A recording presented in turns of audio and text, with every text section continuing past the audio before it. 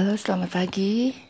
Ketemu lagi di Perempuan Berdaya. Kali ini kita akan ngobrol dan temanya tuh lumayan menarik ya, seni sebagai ekspresi spiritualitas.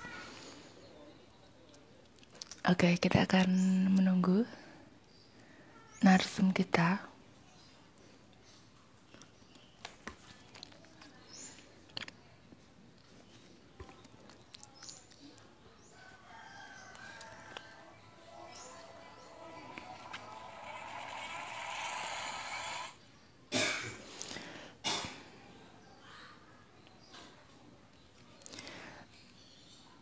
Kalau kita ngomongin seni dan kita ngomongin spiritualitas, tentu itu kayak dua mata uang ya. Kalau ada yang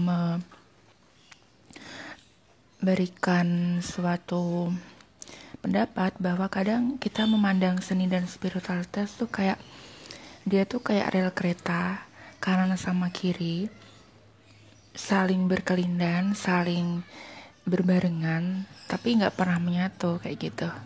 Apakah benar seperti itu? Nah, kita lihat dulu pada konteks seni dan spiritualitas. Nanti kita akan ngobrol bareng dengan narsum kita. Beliau Bapak Masudi. Jadi beliau itu adalah juara menulis nasional tentang keaksaraan andragogi. Jadi keren banget ya.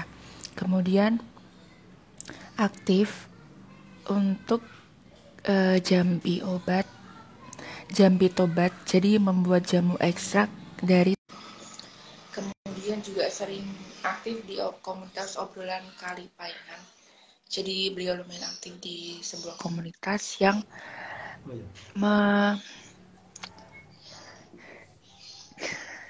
Selamat pagi Bapak. Selamat pagi, kan? Apa kabar? Sehat? Alhamdulillah, barakallah. Alhamdulillah. Terima kasih telah meluangkan waktunya untuk bisa sharing dengan kita di Perempuan Berdaya. Semoga nanti sampai selesai juga jaringannya baik, jadi kita bisa lancar untuk ngobrolnya. Tentunya ini tema yang menarik ya Bapak ya, untuk kita belajar mengenai seni dan spiritualitas. Karena ibarat pepatah nih, ada yang bilang bahwa seni sama spiritualitas tuh kayak rel kereta gitu, karena sama kiri. Nah, apakah benar seperti itu? Gak akan pernah ketemu tapi saling berbarengan gitu. Apakah seperti itu ataukah ada yang lain nih kayak gitu? Nah, kita akan ngobrol lebih banyak seperti itu ya. Nah, untuk kegiatan sehari-hari tentunya saya sudah memaparkan bahwa Bapak ini lumayan sibuk ya, jadi terima kasih banyak sudah meluangkan waktunya kepada kami di Minggu pagi ini. Rencana memang kita online di hari Sabtu, cuman karena ada beberapa kendala, maka kita, iya betul, maka kita ada kendala, maka kita mundurkan satu hari di hari Minggu. Nah, semoga ini Minggu juga cerah sekali ya, jadi sesuai juga dengan tema kita, seperti itu. Jogja cerah juga ya? Iya. Nah, dari segi seni ya Bapak, kita ngobrolin mengenai seni dulu. Menurut Bapak dari perspektif seni itu seperti apa sih yang belakangan hadir di negara kita, maksudnya di negara Indonesia akhir-akhir ini? Ekspresi seninya, mungkin karena kita juga masih tetap sama COVID juga, seperti itu kan, geliat seni juga tidak terlalu besar seperti. Nah, Bapak mandangnya seperti apa nih dengan kesenian akhir-akhir ini? Iya, ya mungkin selalu subjektivitas ya. Artinya siapapun memandang kesenian itu selalu subjektif. Nah, dari kacamata saya pribadi, sebenarnya saya lebih ingin memandang seni itu kan bagian dari ekspresi manusia, ekspresi dari budaya yang ada dan sebagainya. Nah, cuma akhir-akhir ini memang kalau saya melihat jujur saja kita mungkin terpengaruh oleh persoalan-persoalan global, oleh persoalan-persoalan kekinian dan sebagainya yang kadang-kadang agak renggang hubungan ekspresi manusia yang sesungguhnya dengan seniman itu sendiri. Jadi apa ya bahasanya itu yang lebih tepat ya. Jadi kesenian kita itu sekarang sebagian ya, tidak semuanya sih, sebagian itu hanya sebagai lip service, keseniannya sebagai untuk menyenangkan asal orang senang dan sebagainya, sehingga tidak pure, tidak murni bagian dari ekspresi kebudayaan. Saya Mm-mm. kira, maaf ini kalau kalau saya berpendapat semacam Mm-mm. itu, salah satunya Mm-mm. lah ya, Mm-mm. itu. Oke. Mm-mm. Kemudian yang lain, Mm-mm. gini, orang kadang-kadang maaf agak keliru tentang seolah-olah bahwa semua kesenian itu sama dengan kebudayaan. Padahal Mm-mm. menurut saya bisa jauh berbeda.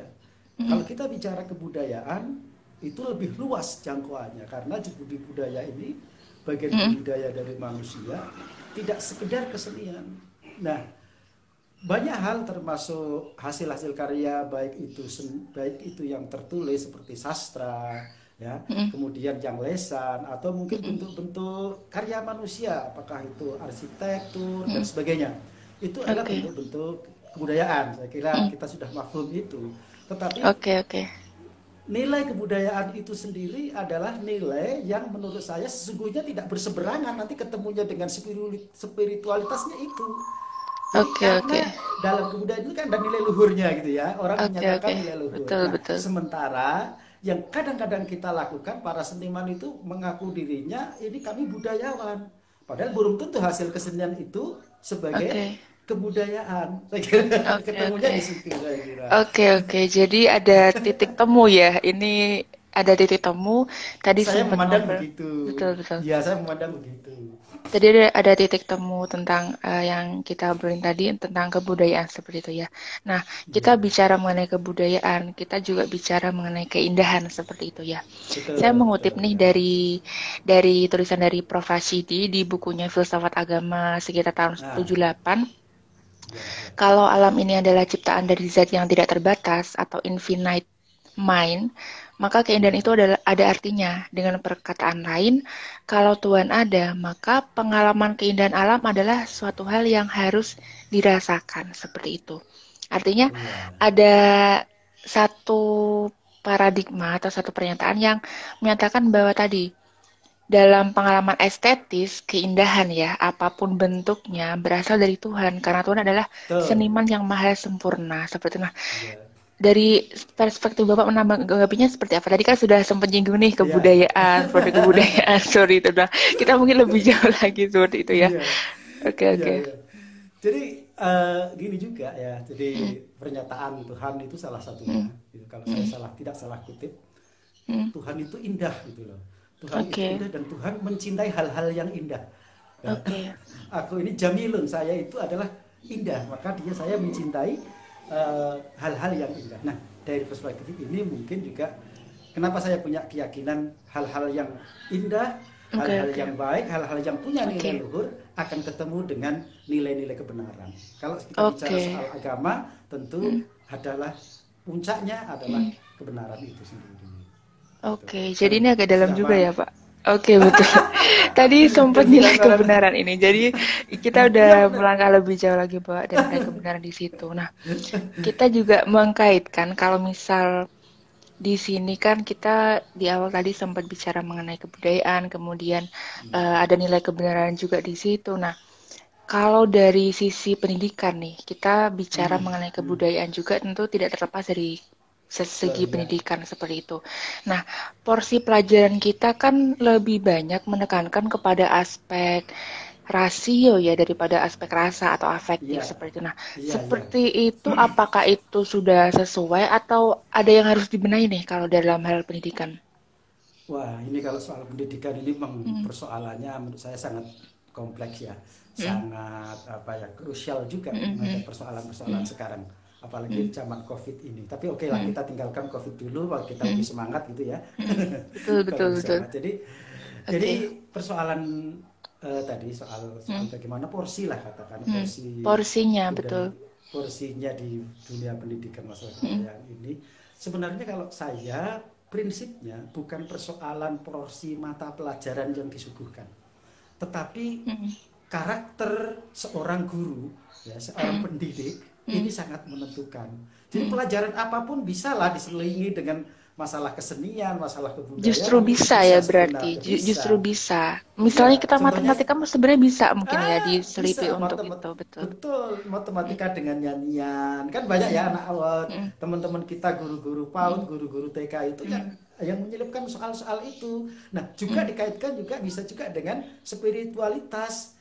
Jadi makanya Oke. menurut saya Jadi malah bisa ke eh, spiritualis juga ternyata, betul. betul. Mm, Jadi ini makanya saya bilang kita kadang-kadang membayangkan sosok seorang guru yang mm, profesional, yang mm, lengkap, yang utuh itu mm, memang berat ya. mm, Jarang tetapi mm, minimal sosok ini menjadi sosok teladan dan mm, keteladanan itu tidak hanya mentransfer ilmu tetapi juga bagaimana mm, memberi contoh, memberi teladan. Nah, ketika kita memberi teladan itu artinya kita mm, mengerjakan bagian dari apa namanya? Bagian dari tadi mm, proses pembentukan karakter.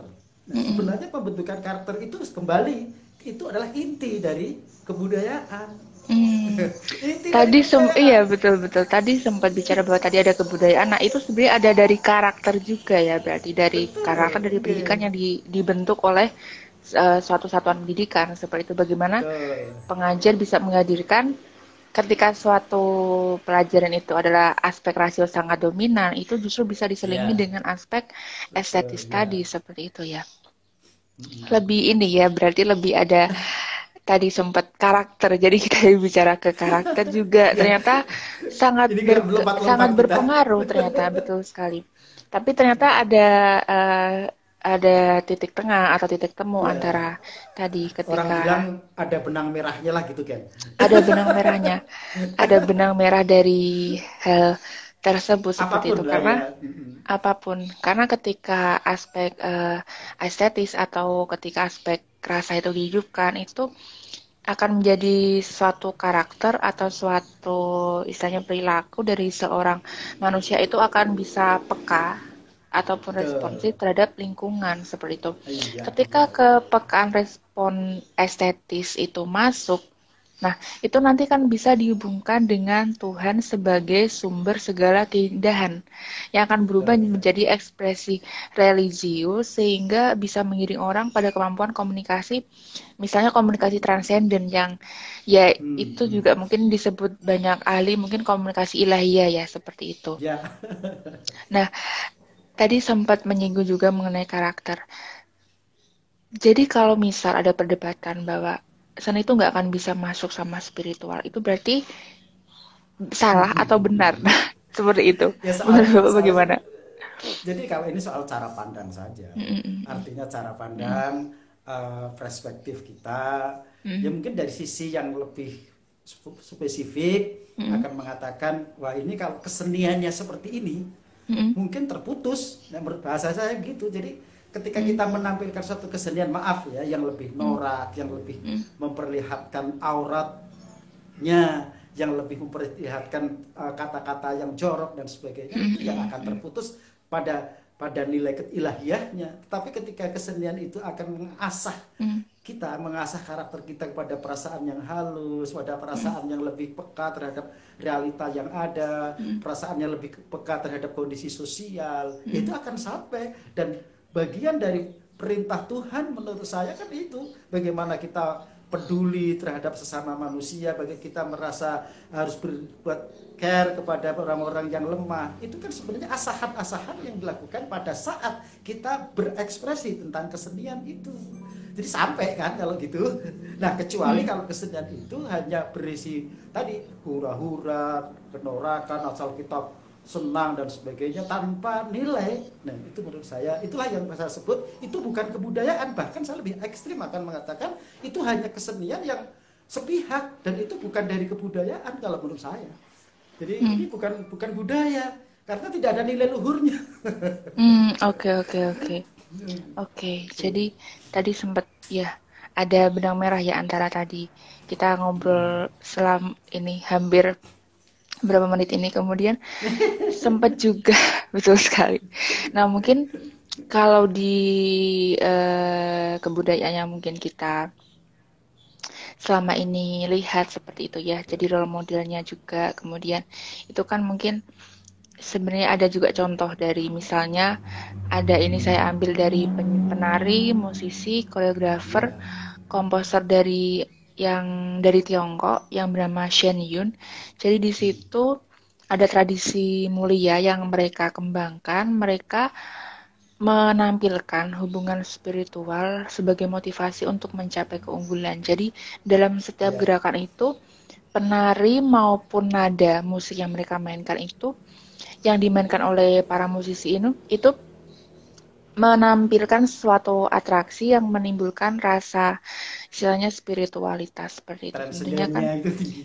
ya betul sekali. Ya, Nah, itu mungkin bisa bisa ini ya, mungkin bisa jadi percontohan juga di iya, kita karena eh, dalam hal spiritualitas tentunya penonton juga akan bisa merasakan ada sesuatu yang iya, berbeda dalam suatu pertunjukan itu, nggak hanya betul.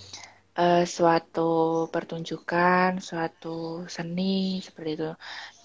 Inginnya ketika suatu seniman ketika berkarya itu akan tentunya pasti akan menghasilkan suatu produk kebudayaan yang berbeda, mempunyai nilai lebih seperti itu. Iya, iya. Nah, Jadi benar. kalau menurut betul sekali. Heeh. Jadi gini, Hmm, saya kira hampir semua ya, artinya hmm, semua hmm, nilai luhur termasuk hmm, keyakinan beragama itu hmm, memiliki tadi contoh-contoh yang Dika hmm, sampaikan hmm, hmm, itu ya setiap itu ada. Kalau di hmm, Islam itu hmm, ada akhir-akhir ini itu kita kenal yang namanya tari sufi ya. Nah, hmm, tari-tari sufi itu hmm, sebenarnya juga gitu ketika dia melakukan tarian dengan segala aksesoris yang ia pakai, kemudian dia hmm, menari-nari di tengah-tengah hmm, pengunjung begitu, itu akan menampilkan cita rasa yang kemudian seolah itu ada rasa transenden yang hmm, tinggi hmm, mencapai titik hubungan dia dengan Tuhannya. Tapi hmm, sekali lagi itu tafsir manusia loh ya. hmm, Saya hmm, hmm. katakan tafsir Betul manusia betul. itu ketika kita melihat fenomena, melihat kondisi kayak gitu, melihat Hmm, apa penampilan seperti itu, manusia dengan pengalaman pribadinya, dengan melihat hmm, keadaan itu adalah kita tafsirkan, wah dia mengalami trans, mengalami hmm, mengalami saat-saat dia seolah-olah bertemu dengan Tuhan. Dan itu saya kira hak. Dan dari sisi ini menurut saya hampir semua agama, hampir semua keyakinan memiliki kesenian-kesenian yang seperti itu. Jadi termasuk mungkin kalau di Arab, maaf ini ada hmm, tari zafin itu kan. hmm, Tari zafin itu kan sebenarnya dari musiknya, dari tariannya itu hmm, kemudian akan menimbulkan rasa gimana itu ya, yang saya sih belum hmm, pernah merasakan dan saya tidak bisa menari zafin itu. Tapi kata teman-teman saya yang penari zafin itu yang merasakan betul trennya. Saya kira gitu nih kan. Jadi adalah sekali lagi hmm, ada hmm, hubungannya antara kesenian dengan spiritualitas itu. hmm.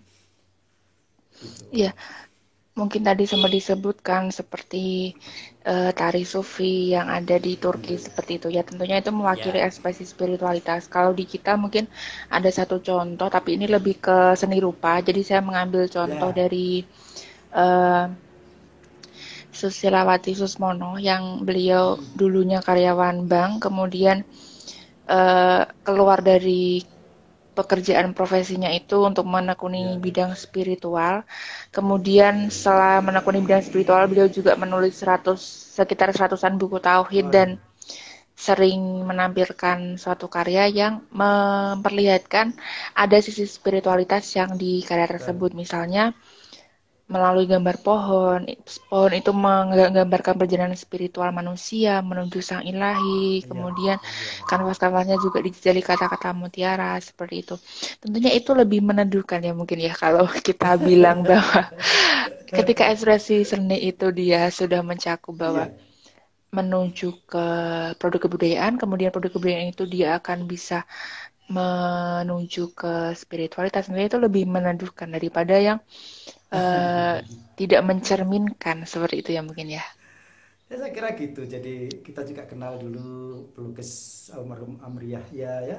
Ketika dia Oke. membuat kaligrafi dengan goresan-goresan tangannya yang menurut saya waktu itu zaman itu semacam apa ya? Ada semacam revolusi kebudayaan di dunia ini, dunia lukis ya. Dia bisa menyatukan antara kaligrafi dengan ekspresinya dia sebagai seorang seniman yang tadi saya sebut sebagai seorang seniman yang religius gitu. Kemudian juga mungkin Taufik Ismail dengan karya-karya dan sebagainya. Itu saya kira hubungannya seperti itu, dan saya kira ini hampir semua yang menjalankan seperti itu ya memang ada rasa keteguhan yang tidak sebatas pada nilai seni kemanusiaan saja, tapi sudah tadi sampai puncak seni ilahiyah tadi bahasanya mungkin seperti itu ya. Oke. Jadi tadi sampai puncak ilahiyah seperti itu ya. Ya, agak berat juga ini untuk kita. Ya karena kan gini nih kan, jadi Betul. memang tugas kita itu kan habluminallah dan habluminannas ya. Jadi Iya, bagaimana betul. kita berhidup ini menjalankan hubungan kita dengan sesama manusia dan hubungan kita dengan Tuhan. Saya kira Oke. tidak bisa dipungkiri itu. Oke. Saya kira ya. Tetap akan selalu ada ya seperti itu. Ya, akan tetap selalu ada. Sepanjang perjalanan kita seperti itu. Baik, ini menarik sekali. Nah, mungkin sebelum kita sampai kepada penghujung nih, kira-kira dari Bapak untuk pesan dan kesan atau mungkin ada wejangan khusus kepada generasi muda yang sekarang mungkin lagi ngehitsnya pengen berkarya, pengen terjun ke dunia seni itu seperti apa? Dihubungkan sama spiritualitas. Ya, saya kira semua akan, kalau untuk saya berkesenian itu sesungguhnya adalah ibarat kita harus alirkan dulu. Kita harus mengalirkan semua ekspresi dan yang ada di kita, intuisi kita, semua kita ekspresikan. Kemudian memang kalau bahasa agama sebenarnya kan bolehlah kamu berbuat apa saja di dunia ini, tapi jangan kamu lupakan nasibmu di akhirat. Kan soalnya gitu. Kalau di dalam bahasa yang lain juga disebutkan bahwa semua termasuk maaf ini penyair dan sebagainya itu celaka kecuali dia yang beriman dan beramal soleh. Ini kalau soal bahasnya. Jadi sebenarnya hal yang boleh yang kita lakukan mau ekspresi apa saja, meskipun ini mungkin ada pendapat yang terjadi kalau di Islam ada mungkin ada apa namanya khilafiyah ya, tapi saya lebih meyakini bahwa ini bagian dari kebolehan kita berekspresi apa saja tentang kesenian sepanjang itu tidak melanggar perintah dan anjuran atau larangan. Nah, menurut saya seperti itu yang pertama. Yang kedua, memang mencapai puncak spiritualitas itu ya memang harus ada proses, tidak semata-mata, karena proses kita itu dari proses awal muda dan tua dan sebagainya itu akan mengalami hal yang berbeda. Ekspresi kita waktu muda tentu akan berbeda. Yang mungkin menarik dan sampai hari ini saya masih misteri itu kan sebenarnya puncak ekspresinya Chairil Anwar katakan. Kita bayangkan Chairil Anwar tidak mati pada saat muda itu, mungkin dia akan lebih soft, akan lebih santun gitu kan. Tetapi memang pada zamannya Chairil Anwar ketika meledak-ledak dia ciptakan puisi aku dan sebagainya, tidak aku ingin hidup 1000 tahun itu pada saat itu dia sangat getol-getol saat usianya pas muda. Tapi mungkin ketika dia nanti pada saatnya dia usia sudah melanjut tua, pasti Chairil Anwar tidak segarang itu menurut saya. Tidak se-eksis itu gitu kan. Oke, menarik. Oke, terima kasih Bapak telah bergabung dalam diskusi kita. Semoga dari diskusi ini bisa memberikan pencerahan juga kepada teman-teman semuanya yang sedang berkarya, berdaya juga, sedang mencoba untuk membangun suatu hal yang berarti kepada sesama juga. Semoga selalu sukses. Kami dari teman-teman budaya juga mengucapkan terima kasih banyak kepada Bapak untuk yang penting bermanfaat ya, Oke. Yang penting bermanfaat apapun. Oke, siap. Wejangannya sangat berarti bagi kami generasi muda seperti itu. Terima kasih banyak Bapak telah bergabung dan semoga kita bisa bertemu lagi di kesempatan yang lebih baik. Oke, Assalamualaikum warahmatullahi wabarakatuh. Waalaikumsalam warahmatullahi wabarakatuh.